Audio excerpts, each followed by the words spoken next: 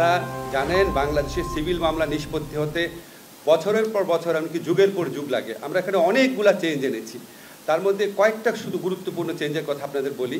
একটা চেঞ্জ হচ্ছে, আগে আপনার ইচ্ছা মতো অ্যাডজর্নমেন্ট বা মামলা মুলতবি করা যেত শুনানি, এখন আর মুলতবি করা যাবে না।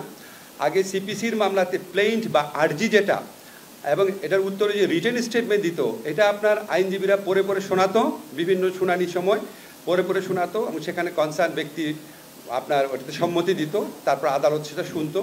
এই শুধুমাত্র আর্জি আর রিটেন স্টেটমেন্ট এটা আদালতে মৌখিকভাবে উত্থাপন করতে করতে 2-3 বছর পর্যন্ত চলে যেত, এমন নজিরও আছে, কারণ অনেকদিন পর ডেট পড়তো। তো আমরা বলেছি এখন প্লেইন্ট আর রিটেন স্টেটমেন্ট লিখিত আকারে যেটা দিবে সেটাই যথেষ্ট, এটা আদালতের উপস্থাপন করতে হবে না, মৌখিকভাবে উপস্থাপন করতে হবে না।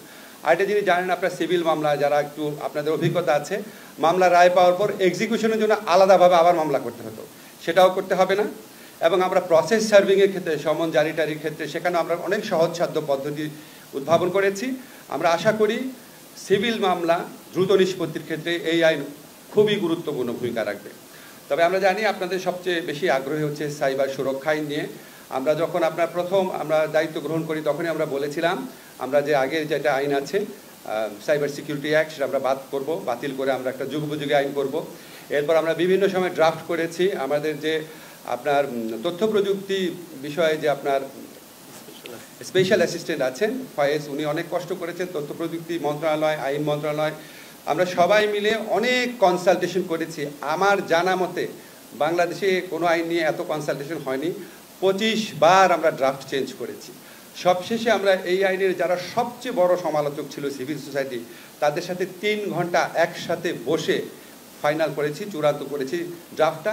আজকে এটা উপদেষ্টা পরিষদের মিটিংয়ে উঠেছিল, তারপর সেখানে একটা অ্যামেন্ডমেন্টের সাজেশন আসছে, সেটাও আমরা করবো বলে সিদ্ধান্ত নিয়েছি। এটাও আপনার জাস্ট আমাদের ল মিনিস্ট্রির ভেটিংয়ের পর গেজেট নোটিফিকেশন হবে, হয়তো আপনার এই সপ্তাহের মধ্যে এটা চূড়ান্তভাবে প্রয়োগ হয়ে যাবে, প্রয়োগযোগ্য আইনে পরিণত হবে। ডিজিটাল সিকিউরিটি অ্যাক্ট সম্পর্কে আপনাদের একটুখানি কয়েকটা জিনিস একটু ধারণা দিই। সেটা হচ্ছে, প্রথমেই বলি এই প্রস্তাবিত যে অধ্যাদেশ আছে এখানে প্রথমবারের মতো ইন্টারনেটকে নাগরিক অধিকার হিসাবে স্বীকৃতি দেওয়া হয়েছে। দেশে প্রথমবারের মতো অনলাইন জুয়া নিষিদ্ধ করা হয়েছে।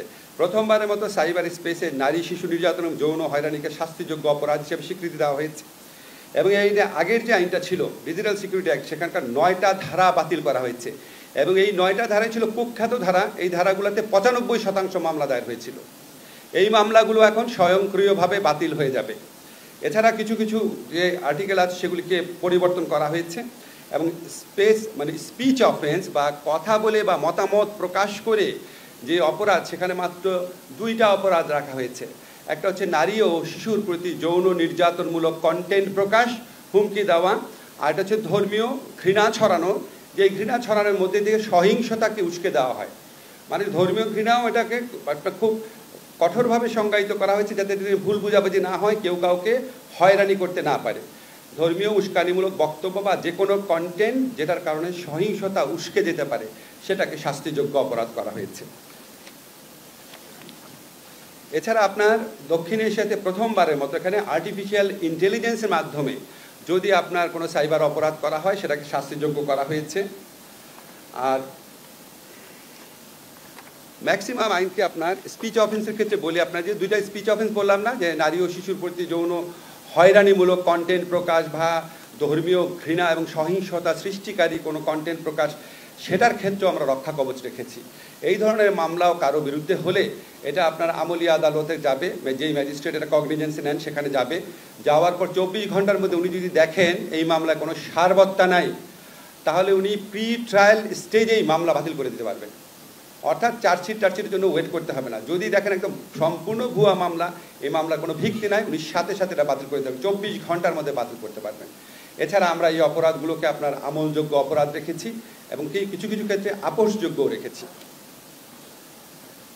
একটু আপনাদের বলি, একটু সময় লাগছে। আপনাদের যে সমস্ত বিধান বিলুপ্ত করা হয়েছে, এটা হচ্ছে মুক্তিযুদ্ধের চেতনা, আগের আইনে যেভাবে উল্লেখ ছিল সেটা পড়ছি। জাতির পিতা বঙ্গবন্ধু শেখ মুজিবুর রহমান জাতীয় সঙ্গীত বা জাতীয় পতাকা সম্পর্কিত বিদ্বেষ, বিভ্রান্তি ও কুৎসামূলক প্রচারণার দণ্ড সংক্রান্ত যে বিধান, সেটা বিলুপ্ত করা হয়েছে। এই বিধানে প্রচুর হয়রানিমূলক মামলা হতো।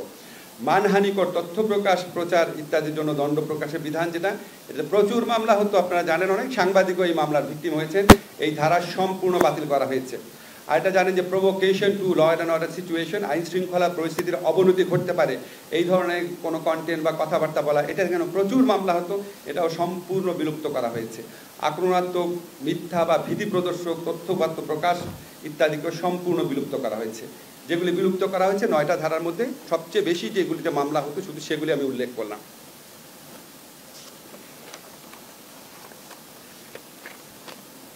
এই যে আপনাদের বললাম যে 9টা ধারা বাতিল হয়েছে, এই 9টা ধারাতে 95% মামলা বিগত ফ্যাসিস্ট আমলে দায়ের করা হতো। এই মামলাগুলো এখন থেকে স্বয়ংক্রিয়ভাবে বাতিল হয়ে যাবে, স্বয়ংক্রিয়ভাবে। এই আইনটা যেদিন গেজেট নোটিফিকেশন হবে তার আগের দিন পর্যন্ত এই 9টা ধারায় যত মামলা হয়েছে তা স্বয়ংক্রিয়ভাবে বাতিল হয়ে যাবে। এছাড়া ইতিপূর্বে বিভিন্ন ধারায় যে মামলা করা হয়েছিল, কিছু কিছু ধারায়, সেই সমস্ত ধারার মামলাও বাতিল হয়ে যাবে। যেমন সাইবার সন্ত্রাসী কার্য সংগঠনের অপরাধ দণ্ড, পরিচয় প্রতারণা এবং ছদ্মবেশ ধারণের দণ্ড, এই ধারাগুলো কিন্তু আমাদের আইনে আছে, কিন্তু সংজ্ঞাটা এমনভাবে পরিবর্তিত হয়েছে যে আগের ধারার যে মামলাগুলো সেগুলি আর টিকে থাকবে না। নতুন আইনে আমরা জামিনযোগ্য ধারা করেছি, যেমন সাইবার স্পেসে জালিয়াতির অপরাধ, তারপর হচ্ছে ই ট্রানজ্যাকশনের অপরাধ, ধর্মীয় বা জাতিগত বিষয়ে সহিংসতা, ঘৃণা বিদ্বেষমূলক তথ্য প্রকাশ, যৌন হয়রানি, ব্ল্যাকমেইলিং, অশ্লীল বিষয়বস্তু প্রকাশ, অর্থাৎ স্পিচ অফেন্স, কথা বলে বা মতামত প্রকাশের মাধ্যমে যে অপরাধগুলো হতো এগুলি সব কিছু জামিনযোগ্য করা হয়েছে।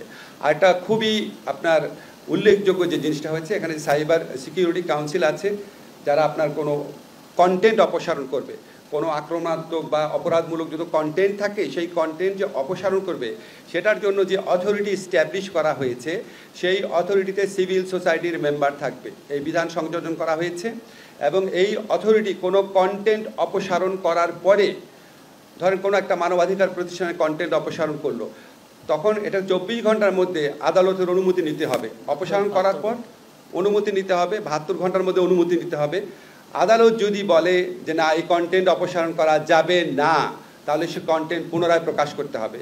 আর 72 ঘন্টার মধ্যে যদি আদালত বলে, আদালতে উপস্থাপন করার পর যে না এই কন্টেন্টটা প্রকাশ করা ঠিক হয়েছে, এটা আইনের সাথে সঙ্গতিপূর্ণ, তাহলে সেই কন্টেন্টটা অপসারিত অবস্থায় থাকবে। অর্থাৎ আমরা অনেকগুলো রক্ষা কবচ সৃষ্টি করেছি। আরেকটা রক্ষা কবচ হচ্ছে যেই কন্টেন্টটা অপসারণ করা হবে সেটা সম্পর্কে জনগণকে জানাতে হবে। জনগণ সেন্সিটাইজ থাকবে, আসলে সরকার কি উদ্দেশ্যমূলকভাবে কোনো কন্টেন্ট অপসারণ করছে নাকি সত্যি সত্যি আইনগতভাবে যেটা প্রকাশ করা যায় না সেরকম কন্টেন্ট অপসারণ করছে।